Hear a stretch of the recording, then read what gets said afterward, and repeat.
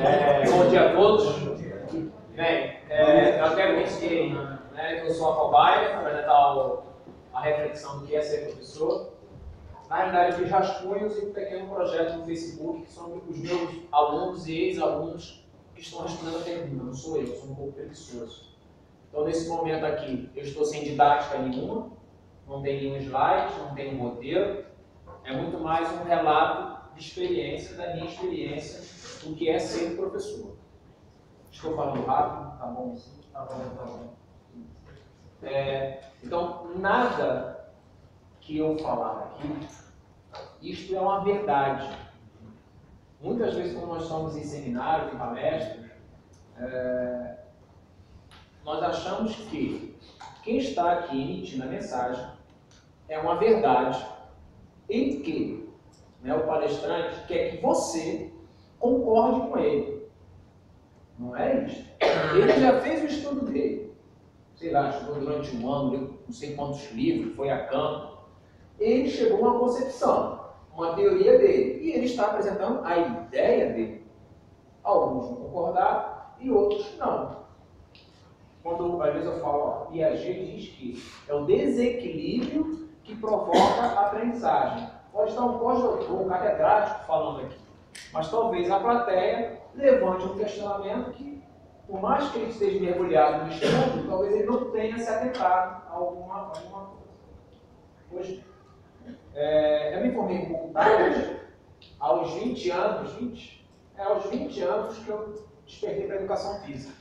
Porque a primeira tentativa da universidade foi para direito, segunda opção é economia. Passei. Fazer não. Minha mãe quase me matou, mas tudo bem, ela sobreviveu. Mas aos 21 eu fui apresentar a educação física. Na escola eu sempre fui o patinho feio, continuo ainda sem habilidade para nada, ginástica artística então, que me diga. Mas participava de tudo sempre de forma recreativa, né? Sempre gostei de brincar, sempre fui o palhaço para tudo. Mas, bom, no futsal, era muito bom no futsal, lá no banco. Aí, ó, o pau machucou, eu tenho que entrar. E assim foram todas as modalidades. Era mais um briga de torcida do que jogador. Mas tudo bem. Acabou a escola. Eu fui um amigo que é especialista em esporte paralímpico, me chamou para auxiliá-lo, né, para treinar uma equipe de hóquei para pessoas com deficiência intelectual. Fui, ajudei, fui voluntário, gostei, me achei educação física. Só que eu já era pai, fui pai aos 21 anos, minha filha está com 19, faz 20 esse ano. Eu sou com 40. Não, só depois consegui um emprego. Pois bem, então eu não podia cursar a faculdade porque as faculdades públicas federais do Brasil são período integral. Você começa, parecido com o quadro de horário da turma época. De manhã, aqui na segunda, a gente faz 2 aulas pela manhã, com um buraco imenso no meio, né? Fica de 10 a 20 ociosos, e vai ter uma aula de 3h30 da tarde. Como é que o pai vai poder ficar na faculdade? Não tem como. E as públicas, na época, eram em torno de 300 euros. Ou as particulares, as privadas, 300, 400 euros. Sem chance de pagar. Passados alguns anos, cerca de quase 10 anos, finalmente eu pude pagar a faculdade. Não paguei, né? Vou contar uma história aqui, senão vocês vão ver que foi uma verdadeira peregrinação. Então vamos pular essa parte, não é que vocês choram. Isso é passado. Bem, me formei. Né? No semestre que eu estava me formando, eu fui ao Mundial de Inverno no Japão, com a equipe de rock. Nessa situação eu já era o técnico, né? O técnico-chefe. Voltamos com a medalha de prata. Né? Então, um país tropical ganhando medalha de prata no Jogo Mundial de Inverno, a gente, né? Ganhamos a República Tcheca. Né? Então, isso faz uma diferença imensa. Voltamos, a gente pensa que quando volta, né? Você vai ter reconhecimento, você vai ter apoio para tudo.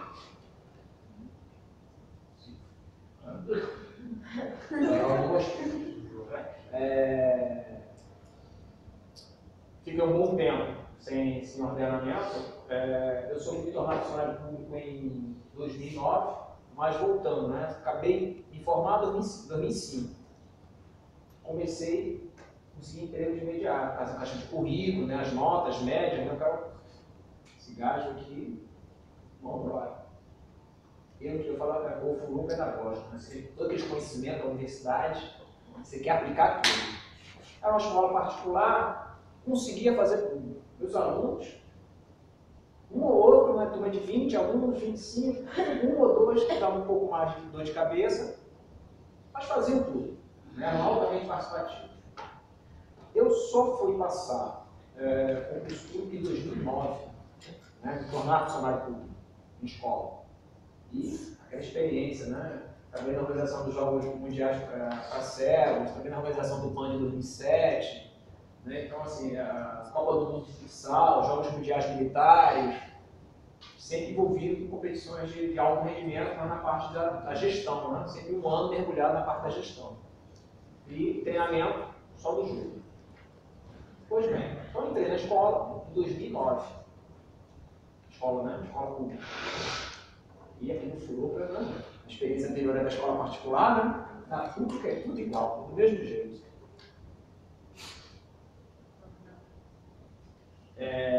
Aqui nós falamos que nós temos um pavilhão polivalente. A maioria das escolas públicas do Brasil é uma bola polivalente. É a mesma bola do futsal, do futebol, do vôlei, do basquete, do handebol e assim vai. Né? A maioria das escolas, não são todas as escolas públicas. As escolas que são da autarquia municipal do Rio de Janeiro têm uma estrutura absurda. Até superior, que tem a escola de Paranhos, a escola de equipamentos. Né? Tem no máximo 2 pavilhões, mas você tem todo o material possível e imaginável, até material de hóquei, tem tudo. Por falta de material, o professor não planeja. Aí eu sou da autarquia estadual. Então, antes de eu montar meu currículo do ano, eu vejo que tem material. Porque não adianta planear, não dá ordem. Por quê? Não adianta, não vou conseguir executar. Qual é a liberdade que vocês têm para planear em currículo? Têm diretrizes do governo ou têm liberdade total? Nós temos os parâmetros curriculares nacionais, que ele dá uma vertente do que ensinar. Né? E tem a adaptação de cada particularidade de cada escola. Por exemplo, as escolas da Amazônia, que a Amazônia o estado da Amazônia são 6 meses de seca e 6 meses de cheia. Então, esse período que as crianças não conseguem, então o currículo delas é adaptado. Tem a questão das ribeirinhas, os rios, então, dentro dessa expansão imensa que é o Brasil, se adapta a questões geográficas de cada região também. Então, eles estudam 6 meses, mas eles estudam de 8 da manhã até as 5 da tarde, porque isso vão estudar 6 meses. Os outros 6 meses não tem como navegar o rio por causa da pororoca, feita da pororoca, algumas coisas, né? Enquanto a água do mar invadindo o rio. Né? Então tem todas essas adaptações climáticas no Brasil. Pororoca. É o efeito pororoca. É um nome indígena. Guerra das Águas. Isso acontece no estado do Amazonas. Pois bem. E nesse foro pedagógico, a questão dos parâmetros que a professora Cláudia citou, há um bom tempo, ele já é desde 96, ele é de 96, que a lei é baseada na lei 9394/96, que foi quando legitimou a educação física, porque até então qualquer um dava educação física. A partir da lei 9394/96, né, que é de 96, regulamentou que educação física só professor de educação física. Desde lá sempre tem a briga de todos os governos para retirar isso de novo da lei. Né? Ficar opcional, faz quem quer, coisas. E a maior proposta da educação física lá é criar a autonomia do aluno. Né? Reflexões. Então a gente se baseia em três bases. O saber. Se eu vou ensinar uma modalidade esportiva, são os conhecimentos teóricos dela. O fazer são os movimentos coordenativos, de coordenação dela. E o saber fazer, com esses 2 conteúdos que ele tem, ele transforma isso à realidade dele. né, na rua. E tem os temas transversais, educação do trânsito, educação sexual e outras coisas que todas as disciplinas têm que desenvolver isso. Pois bem, lá é bem parecido que aqui, né, que temos cerca de 25 alunos por turma, lá nós temos 40, 50, uma coisa bem parecida. Eles entram às 7 da manhã e saem ao meio-dia. Bem, voltando a alguns slides que estiveram aqui, que foi o dia que eu e a professora Joana conflitamos mais, que ela falou o seguinte: professor é um modelo. Assim que eu me formei, eu pensava que o professor era um modelo. Você olha o professor, né, ensinando ali, você igual esse cara. Se o meu aluno pensa que ele tem que ser igual a mim, não serve para ser igual a mim. Meu aluno tem que ser melhor do que eu. Ele está comigo numa fase de aprendizagem. Ele tem culturas, ele tem conhecimentos que eu não tenho. Sobrevivência, um garoto que vive numa área de conflito, entre poder paralelo, Estado e a criminalidade. Eu sei mais do que esse garoto sobreviver, do que é sobreviver. Eu sou modelo, eu tenho ideia do que ocorre com ele, tenho ideia. Eu não vivo. Então, muitas vezes o miúdo vem para a sua aula e vocês aqui devem ter outro conflito. Às vezes o miúdo tem um conflito em casa. Os pais não estão bem, às vezes os pais querem se separar, morreu um parente, aconteceu alguma coisa. E às vezes você chega lá, como está a cabeça meio sua, eu já quase batia, quase chegou ao ponto do Ricardo. Mas, como a maioria dos meus alunos sabe que eu sou de judo, quando eu esbravejo, é mais para minhas caras e bocas que eu faço, como furioso, do que outra coisa. Então, um tempo atrás eu fui desviado de função, eu era responsável por os alunos que estavam atrasados, e no Brasil acontece muito isso, muitos alunos nessa escola, não, imagina, a turma está superlotada. Vai ocorrer o quê? Defasagem e aprendizagem. O que fala? O culpado é o aluno. Ele que não quer aprender. 40, 50. Eu já tive uma turma de 55.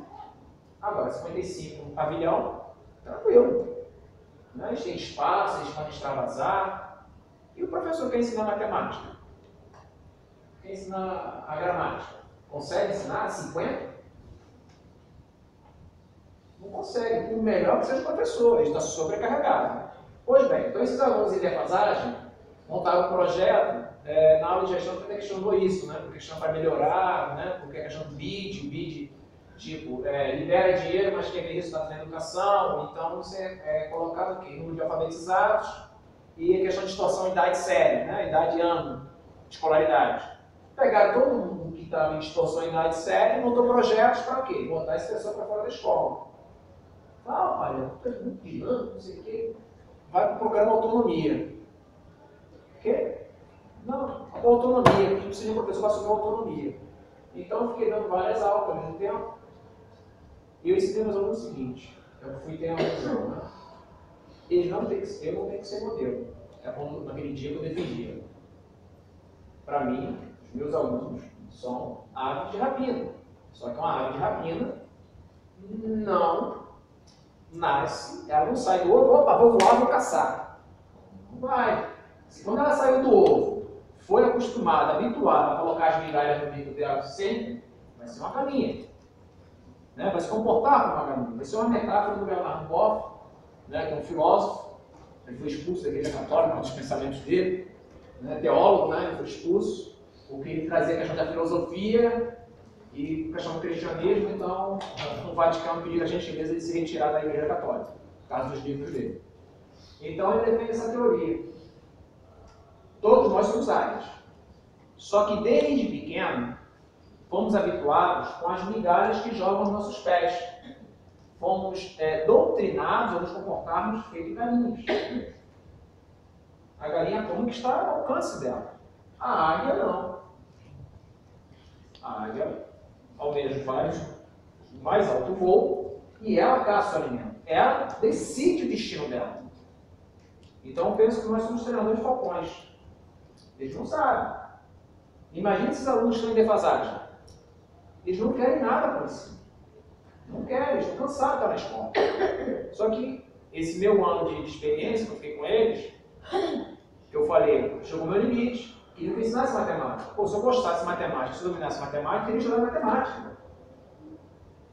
Eu achei um absurdo ficar com eles. Procurei uma outra colega que estava sem votação, né? Estava sem matriculada em alguma escola, que era de matemática.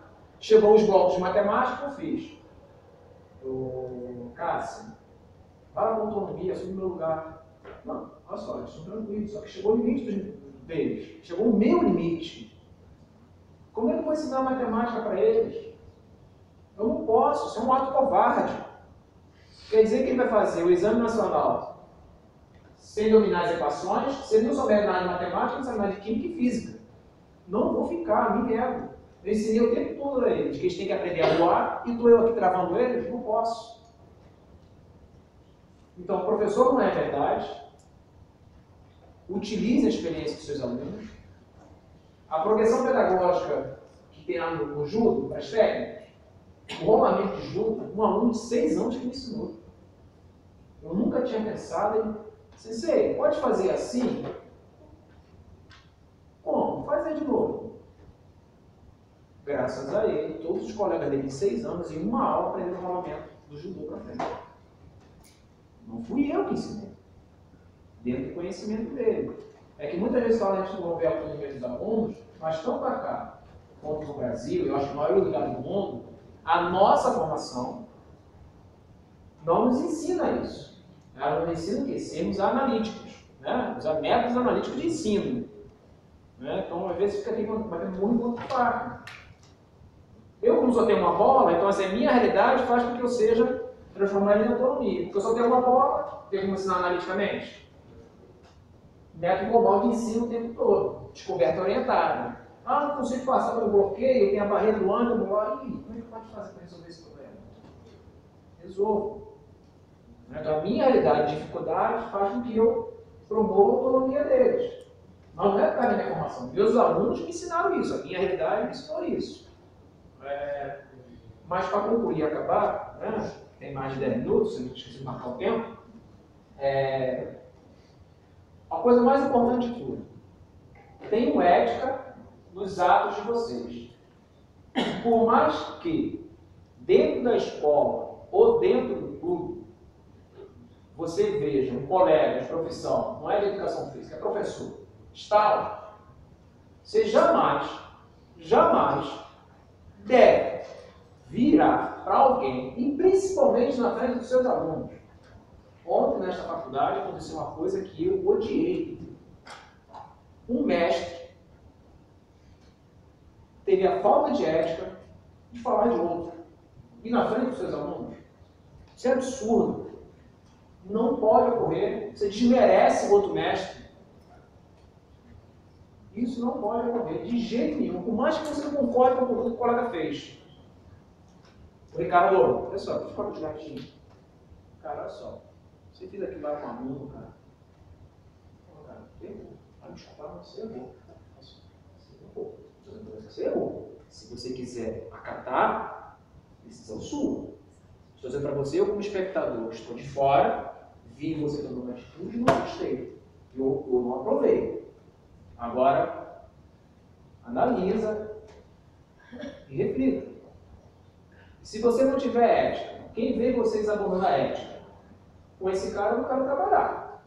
Se eles abandonam a ética hoje, amanhã se eu cometer um erro, ele vai rasgar a ética ao invés de vir falar comigo. De forma alguma, como nós estamos em pavilhão, nós estamos altamente expostos aos nossos erros. Diferente dos outros professores que estão dentro do ambiente fechado. Quando ele comete um erro, ele está lá, isolado. Ninguém vê. Agora, você no pavilhão. Imagine num sítio, né, você dando aula, que é totalmente aberto, né, o pátio aberto. Que tem aquele trânsito de pessoas. Né? Já tem outras pessoas que não entendem nada do que você está fazendo. Aí tem um colega de educação física que olha o que você está fazendo. Olha lá. Tudo errado, olha lá. Vai machucar o miúdo. Caraca, vai acabar acontecendo acidente. passa a imagem de professor incompetente e não está nem aí para os seus alunos. Então, para finalizar, absorvam o conhecimento que eu vou trazer para vocês. Não é da modalidade, é de vida. Vocês têm muito que aprender com ele. E podem ter certeza. Vocês aprendem. Por exemplo, apesar de vocês não terem feito nenhuma pergunta até agora, se vocês estivessem no bombardeando, para mim seria ótimo. Por quê? Eu teria 40 pessoas me ensinando. 40 pessoas. Por quê? Vocês não pensam iguais aos outros, graças a Deus. Mas isso todos nós somos iguais. Graças a Deus. Né? Eu tenho uma questão. Aqui há tempos o Júnior dizia que tinha interrompido a sua função enquanto professor lá no Brasil e que tinha vindo para aqui complementar a formação. Sim. Até o momento acho que. Porque tudo isto que nos falou agora tem muito a ver com a sua experiência, há muitos anos. Acho que aquilo que veio aqui fazer está a ser bem conseguido, aprendeu mais alguma coisa, desaprendeu. Desaprender? Não, professor, porque assim, um professor meu, uma de didática, no Facebook, quando ele soube que eu estava cá, aí comentando com ele sobre, porque ele passou muito para nós, os métodos globais de ensino, foram 2 semestres com ele, e ele bateu muito na tecla de Busca Monson. Descoberta orientada, solução de problemas, em teoria, algo que vem em prática. Ele trazia uma aula, escolha uma modalidade, professor, vôlei, então nós dizíamos para cá. Um aprendizado que esse método ensina, a questão da educação esportiva, nós não temos no Brasil, nós não utilizamos ela, porque o PCN pede que desenvolver autonomia. Então nós temos outras vertentes metodológicas, didáticas, para desenvolver a autonomia. Então, método analítico na escola, de jeito e maneira, não faça. Isso As escolas privadas conseguiriam fazer? Na escola privada é tecnicismo, porque no Brasil existem jogos escolares e os jogos universitários. Tem a etapa regional, aí tem a etapa estadual, que é mais abrangente, e depois tem a etapa nacional. Por exemplo, a cidade onde eu sou, tem uma escola pública que as categorias de base de âmbito da seção brasileira de âmbito, masculina e feminina, é ela. Mas você chega na escola, a escola expira âmbito das 7 da manhã às 10 da noite. Muitos conseguem bolsa na faculdade, mas a aula de si de educação física, nesta escola, segue os parâmetros. É totalmente descoberta orientada. Não tem movimentos analíticos, de jeito e maneira. E o diretor dessa escola, toda a direção dessa escola, são todos professores de educação física. É um diretor geral e são 3 adjuntos. Os 4 são de educação física, os 4 são professores da universidade. Agora está quase a acabar o ano, o que vai fazer de diferente do que aprendeu este ano e não fazia? O método de educação esportiva, sim. Ser mais analítico quando eu planeio uma aula na questão dos objetivos, essa questão da corrente crítica, do resultado esperado, que tem sucesso, porque lá nós voltamos para 3 objetivos. Nós temos um objetivo motor, psicomotor e afetivo. No final da minha aula, eu tenho que ter esses 3 objetivos previstos. São esses 3 objetivos: motor, psicomotor, afetivo. E as 3 vertentes do PCN: saber, fazer, saber fazer. No final, uma aula você consegue? Não. Mas a questão é assim, poxa, era a questão de readequação do método. Se eu utilizar um método de organização da turma de educação esportiva, 10 minutos, acabou. Eu acredito que eu vou conseguir isso. Não sei. Só vou descobrir quando aplicar. Quer dizer, a partir de 1º de agosto eu vou saber. Eu retorno e reassumo minhas funções das 2 escolas. Não é começo de agosto. Ok? É gosto? É com gosto? Com gosto. Perguntas? Alguma questão que vocês queiram perguntar? Ideia?